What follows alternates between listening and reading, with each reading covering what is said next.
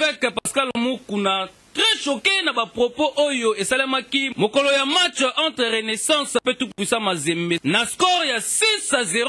Évêque Pascal Mukuna a démissionnaki par rapport ya résultat pe nyonso oyo ezali kosalema na kati ya Renaissance. Na Kinshasa en tout cas ba vieux a partagé batu misusu balobi évêque Pascal Mukuna akende kaka po trop c'est trop. Côté misusu balobi non évêque Mukuna esengeli asangisa nanu batu nyonso bayokana pour que atike équipe na état moko normal. Ba oyo pe bazali na bango sans avis.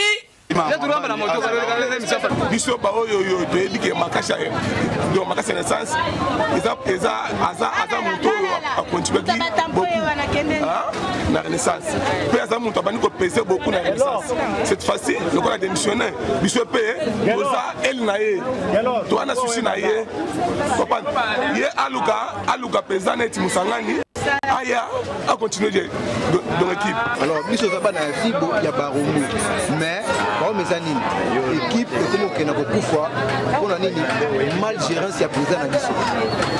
Il a été que nous a parti pris barumbu bandali otali papa tindi otali évêque Mukuna otali papa Musangani lelo comme le bana ningaki na ningi bango le soute bazote le côté est-ce que papa évêque Musangani ataki ata 100 fois na été l'équipe yana tala lelo skotala le ningo moti équipe na balabala au démissionner pour supporter au démissionner pour nani tozo senga na poeza bino avant yo démissionner sangisa bato nyo surtout wana o bengana ka bango o lo bana papa fait ki baza mabe ezala barumbu ezala kimbatseke ezala selemba sangisa bango boyokana boya wana bo mema Renaissance eza binote eza papa fait quitter eza musangana te eza tingite Renaissance eza ba supporter totaki bino na pola ba supporter bo mema biso totaki bino na tele lo bomona oya yo eza ya yo te Renaissance eza mutute eza ba supporter émission avec Mukuna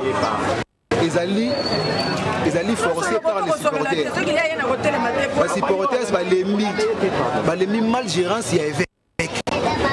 A diriger équipe ma BP ça qui n'a pas volontaire côté katé yango wana supporter nda telemi yango ya démissionné. En tout cas dossier FC Renaissance na évêque Pascal Mukuna tozali kotalela ngo pe ko jimbele ndenge nini e ko kendele senga ke il est bien pour na bango peut pas travailler et puis pour résultat moi ezala malamu.